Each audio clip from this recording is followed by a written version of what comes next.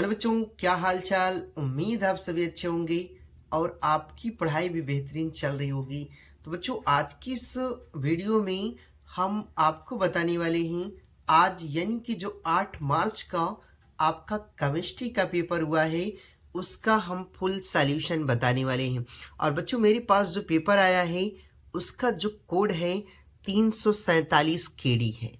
ठीक, तो बच्चों आप इस वीडियो को शुरू से लेकर के अंत तक देखिएगा और बच्चों मिलाइएगा कि क्या आपका पेपर भी ऐसे आए हैं और ये भी मिलाइएगा कि आपने कितना सही किया है। ठीक, तो आइए बच्चों बिना देर किए हुए इस वीडियो को हम शुरू करते हैं।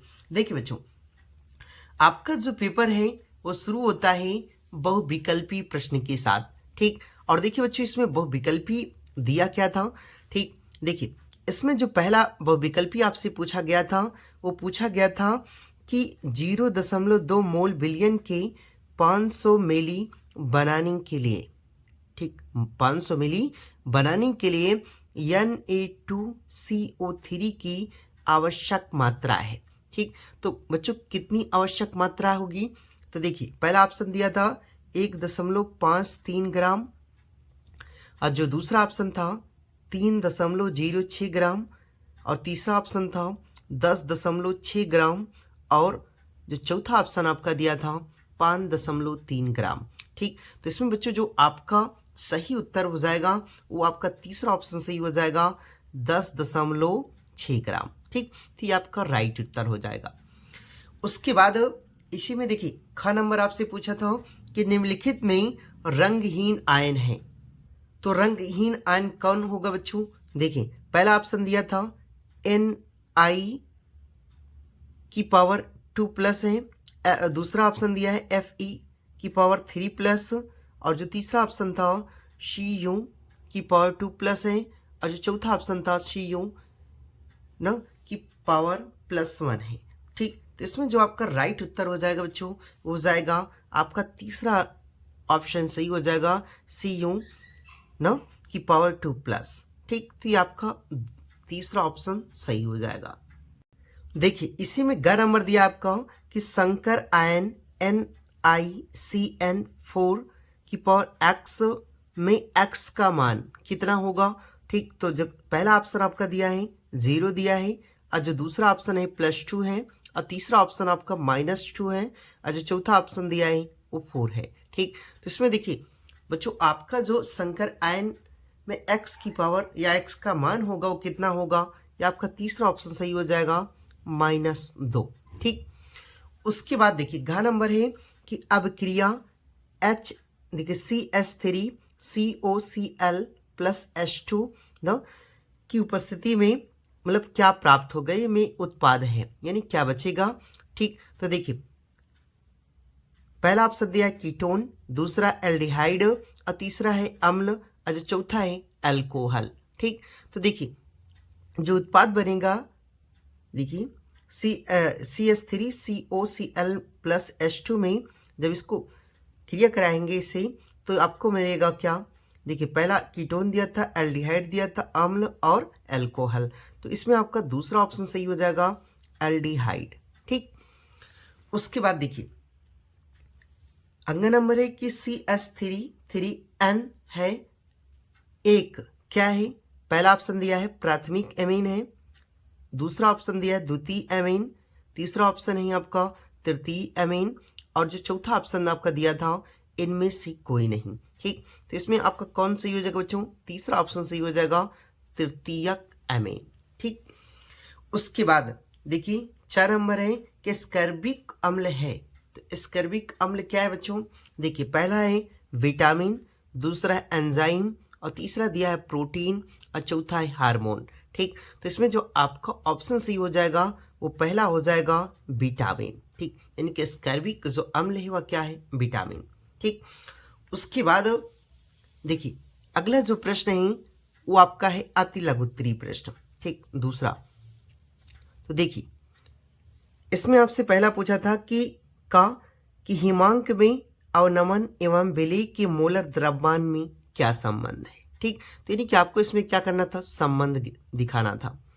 उसके बाद ख नंबर है कि अम्लीय और क्षारीय माध्यमों में KMN4 का तुल्यांकित द्रव्यमान भिन्न होता है तो क्यों होता है। ठीक, और उसके बाद देखिए NS4OH विलयन में CuOH का होल ट्वाइस घुलनशील है, जबकि NaOH में विलयन में नहीं, तो क्यों।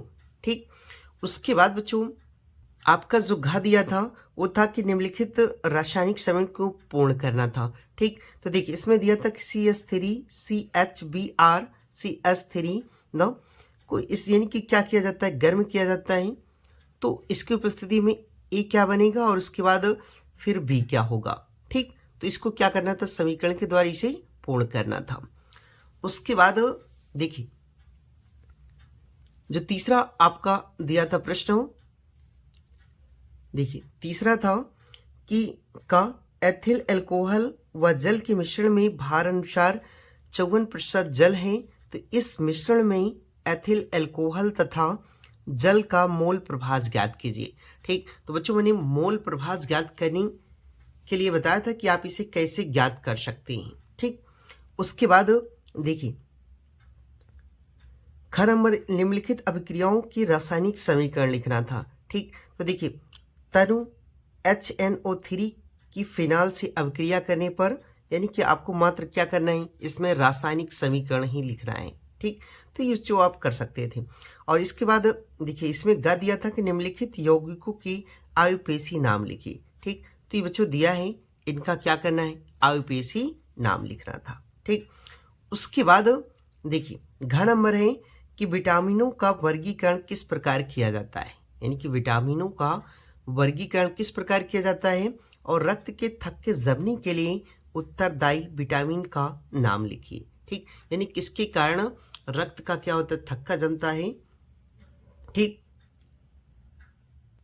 देखिए बच्चों उसके बाद चौथा आपका था का कि मोललता की परिभाषा दीजिए। ठीक, और 100 ग्राम विलायक में विलेय का 1/10 मोल गुला है, तो विलयन की मोललता ज्ञात कीजिए। ठीक, और इसको बच्चों मैंने पहले ही बताया था कि मोललता की परिभाषा आप रख लीजिए, और मोललता ज्ञात कैसे किया जाता है इस चीज़ को भी आप अच्छे से सीख लीजिए। ठीक, और इस पर बच्चों मैंने वीडियो भी बनाई थी। ठीक, तो आप इसे हल कर सकते हैं। उसके बाद देखिए कुलराउस का नियम क्या है, इसके 2 अनुप्रयोग, और ये भी बच्चों बहुत बार पूछा गया था। ठीक, और अब की बार भी ये पूछा गया है कि कुलराउस का नियम क्या है, इसके 2 अनुप्रयोग लिखिए। ठीक, उसके बाद देखिए ग नंबर दिया कि प्रथम कोट की अपक्रिया के लिए वेग स्थिरांक 60 सेकंड -1 है। ठीक, की घात -1 है, तो अभिकारक की प्रारंभिक सांद्रता से 1/16वां भाग रह जाने में कितना समय लगेगा। ठीक, तो उसके बाद देखिए एक घ नंबर जो आपका था कि जब Mn का एक को भूरा रंग का लवण ACHCl अम्ल से क्रिया करता है तो गैस B प्राप्त होती है, तो अधिक में यह गैस NH3 से अपक्रिया करके एक विस्फोटक लवण C बनाती है, तो A, B व C को पहचानिए तथा होने वाली अभिक्रियाओं के रासायनिक समीकरण भी दीजिए। ठीक, तो ये चीज़ आपको करना था।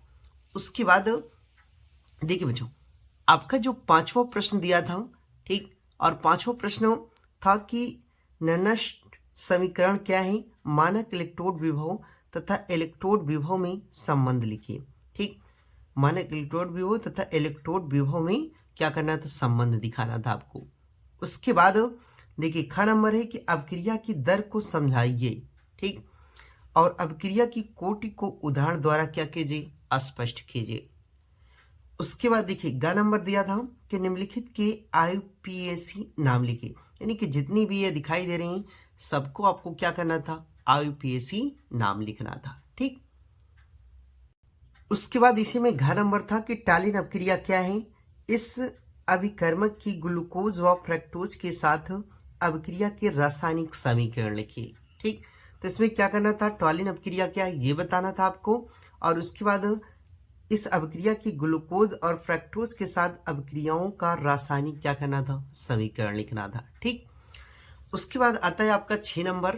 ठीक, देखिए 6 नंबर में आपसे क्या पूछा था, देखिए ये 6 नंबर में पूछा था क्या होता है जब। ठीक, और इसमें क्या करना था बच्चों, आपको केवल रासायनिक समीकरण ही लिखना था। ठीक, और पहला दिया था फिनाल Br2 जल से अपक्रिया करता है तो क्या समीकरण प्राप्त होता, यानी क्या प्राप्त होता है, तो ये समीकरण आपको क्या करना था, लिखना था। उसके बाद फिनाल का एसिटिलीकरण ना प्रीडीन की उपस्थिति में होता है, तब क्या होता है, फिनाल को पीएच देखिए PCl5 के साथ गर्म करते हैं तब क्या होता है। ठीक, और फिनाल NaOH से अपक्रिया करता है तब क्या होता है। तो ये चीज़ आपको क्या करना था बच्चों, इसका केवल रासायनिक समीकरण क्या करना था, लिखना था। उसके बाद देखिए इसी में खा नंबर आपका दिया था कि निम्नलिखित समीकरणों को पूर्ण कीजिए। ठीक, और इसमें देखिए बच्चों, इसमें क्या करना था, समीकरण दिया था और इन जितने भी 5 समीकरण दिए हैं इन समीकरणों को यहाँ क्या करना है, पूर्ण करना है। और इसके लिए जो निर्धारित अंक आपको दिया गया था 1 + 1 + 1, यानी कि आपके 5 प्रश्न, यानी 5 प्रश्न थे और 5 जो प्रश्न थे वो कितने, 1-1 नंबर के थे। ठीक, देखिए का नंबर था कैसे प्राप्त किया जाएगा, केवल रासायनिक समीकरण ही क्या करना है, लिखना है। और ये बच्चों अथवा में दिया है 6 का। ठीक, देखिए ये अवक्रिया दी हैं। ठीक, और मतलब देखिए कैसे प्राप्त किया जाएगा। ठीक, देखिए गिनार्ड अपक्रिया से एथिल अल्कोहल, तो आपको क्या करना है, केवल रासायनिक समीकरण ही लिखना है। तो जितने ये दिए हैं इनका क्या करना है, मतलब रासायनिक समीकरण लिखना है। उसके बाद देखिए खा नंबर में निम्नलिखित पर एक संक्षिप्त टिप्पणी लिखना है। ठीक, और टिप्पणी किस पे लिखना है बच्चों, हमने बताया था कि आपका देखिए केमिस्ट्री के पेपर में आपको टिप्पणी लिखने के लिए भी आता है। तो देखिए टिप्पणी आया था हुंड सीकर अपक्रिया पर। ठीक, और फ्रैंकलैंड अपक्रिया है और वी हाइड्रोहाइलोजनीकरण है। ठीक, तो इस पर क्या करना था, आपको संक्षिप्त टिप्पणी लिखना था। ठीक, उसके बाद जो अगला नंबर आता है 7वां नंबर, देखिए अगला 7वां नंबर है कि निम्नलिखित पर एक संक्षिप्त टिप्पणी लिखना है। ठीक, निम्नलिखित पर संक्षिप्त टिप्पणी, तो देखिए इसमें जो टिप्पणी लिखना था ना, टीसेंको अपक्रिया है, उसके बाद कैनिजारो अपक्रिया और क्लाइमेंसन अपचयन है। ठीक, तो इस पर क्या करना था, आपको संक्षिप्त क्या करना था, टिप्पणी लिखना था। उसके बाद निम्नलिखित समीकरण को पूर्ण करना है। तो ये समीकरण दिए हैं बच्चों, आपको इन्हें क्या करना था, पूर्ण करना था। उसके बाद देखिए ये आपका अंतिम प्रश्न है, प्रश्न था 7वां, और इसी में अथवा करके आपका दिया है। इसमें भी क्या है, रासायनिक समीकरण दिया है, उन्हें क्या करना है, पूर्ण करना है। तो देखिए दिया भी है कि निम्नलिखित समीकरणों को क्या कीजिए, पूर्ण कीजिए। ठीक, तो इस तरह आप इसे लिख सकते हैं। उसके बाद निम्नलिखित पर एक संक्षिप्त टिप्पणी लिखना है, या निम्नलिखित पर संक्षिप्त टिप्पणी, तो कार्बिल एमिन अपक्रिया है, हॉफमैन ब्रोमाइड अपक्रिया है और डाइएजोकरण अपक्रिया है। ठीक, तो बच्चों आपका ये जो 8 मार्च का पेपर था, ठीक, आपका इतना ही दिया गया था। ठीक, तो बच्चों ये बहुत कठिन पेपर नहीं आए हैं, तो इसे आप देख लीजिएगा। ठीक, तो आई होप बच्चों कि आपको यह वीडियो पसंद आई है।